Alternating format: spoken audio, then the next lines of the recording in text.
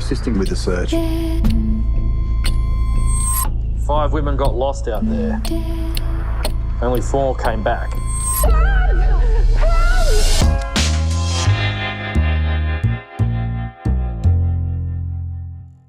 So want to say pleasure to meet you. Big fan of your work. And I was a little confused looking at this because I could have sworn that you had reprised characters in the past. Is this the first sequel that you've done? It is. Yeah, I wanted to wait. I wanted to wait 30 something years. Yeah, it is the first time I've had that opportunity, and it was amazing. I felt like a bit of a cheat at first, to play a character you'd played before and that you knew so well. And but it was just really exciting for Rob and I to get a chance to do a follow-up of a independent film, and a independent Australian film at that. It's like the rarest commodity ever. And at the time that you made the first film, did you know that you were going to plan on making the second film and then moving on? Was it just the first and that was it? Yeah, no, there was no way that we would have entertained the thought of, these films are just so hard to make. We were just pinching ourselves on day one of the dry that we were getting a chance to make that. And also, like, we were just so fearful because the dry was a blockbuster book, it had such a huge following. We were so concentrated on just trying to do the best version of that film. There was no room to entertain. And when we finish this one, we will take a look at the next one. Like, that was just not even on our radar. So we were aware that she'd written a second book with Aaron Falk, and we'd read that and actually really loved the premise, thought it was really strong and really interesting. But no, we never discussed a follow-up until well after we'd finished the dry. What's really interesting about these two stories is how very different they are from one another. And Aaron seems to be a much more central character in The Dry, whereas in this one, there is clearly a connection between his past childhood and what he's investigating. Did you have a different approach to playing him this time around, or did it just feel like the next step? Yeah, it definitely felt like the next step. There was so much in the original source material, and then also, we'd added this element of introducing some flashbacks that were both in the book and some that weren't. And the idea behind that was just to add layers to Aaron and his memory, and it sort of elevates the stakes in the present because it makes him feel more conscious and more guilty about what's happened to his informant, and gives him a greater sense of responsibility. And it takes him away. It sort of peels back the layers of him being a police investigator and makes him responsible. And then it brings into this other element of, well, actually, he's in his 50s, and how does he feel about his career, and how does he feel about his life at this point? And even though a lot of that's internal, it affects the character and makes him question the ethics. It also sets up the tussle between Aaron and Daniel Bailey, the man he's going after and trying to bring down, and that kind of philosophical difference between the two.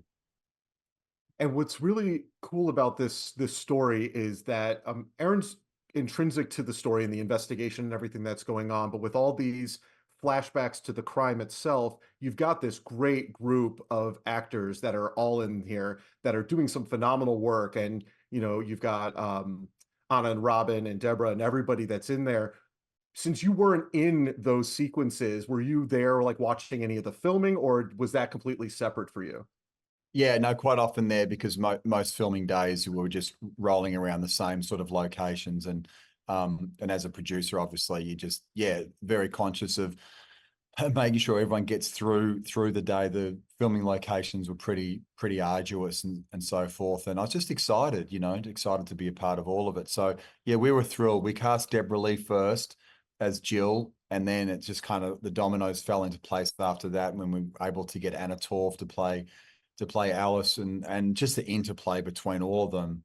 Again, Jane Harper wrote those characters so strongly and individually. We were really excited about those 5 roles. And from coming from North America, being used to seeing Australia in a certain light, you usually see it treated as the stereotypical outback. You don't always get to see that rainforest element to what is in the continent. it was a very unique way of seeing the film. It doesn't really fit with the title, The Dry, because I don't think there's a single dry scene in the entire film, but it was very exciting to see. Was that all filmed like in location? Was there anything that was not filmed actually out there in the wilderness?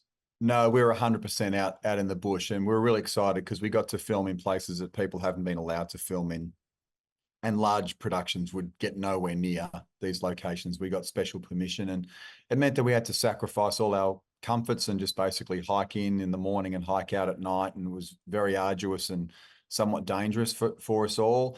And there were a few injuries here and there, but everyone sort of mucked in, and that's both with The Dry and with Force of Nature. Jane Harper writes these stories that are the location is a central character, and it adds to the danger and it adds to the tension and the drama. So it was about embracing that and just pinching ourselves that we were getting to film there. And knowing that there is a third book, has there been any conversations about coming back for that, what's called the last chapter in the trilogy? Are you looking at adapting that one as well? No, we haven't discussed that yet, and we didn't discuss this one whilst we were making the first one. So we'll see.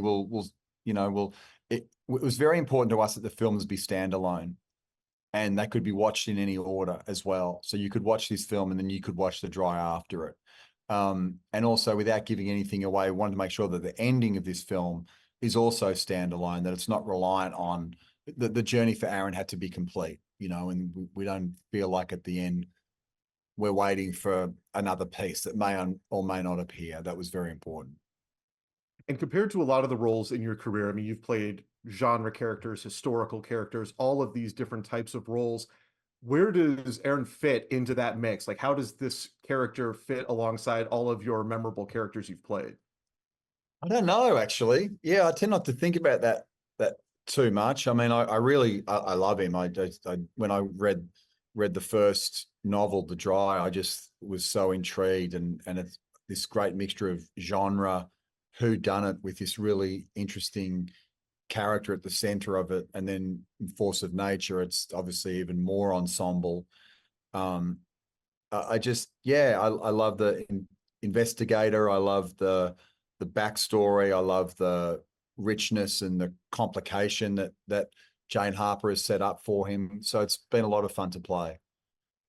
What I also found really interesting is, programs about law enforcement from around the world. When you watch them, you can tend to see what's different from a specific country, how the legal process.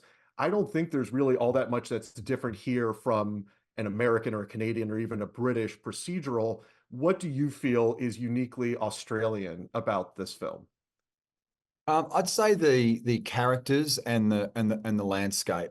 I think the way that they interact, especially in the first film, they're because that one was set in a very small country town.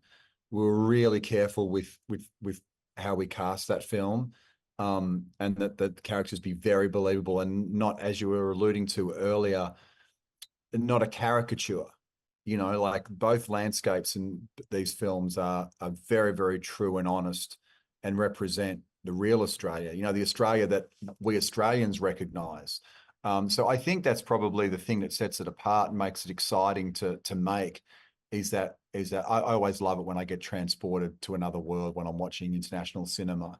And so this feels like, whilst it's Australian, it also feels like for everyone else, it'll feel really international. Awesome. Well, it's been a pleasure talking to you. I really appreciate your time, and I hope we get to see a third chapter and maybe even beyond that. So thank you so much, Eric. Cheers. Thank you very much. Out there, nature holds us all to account.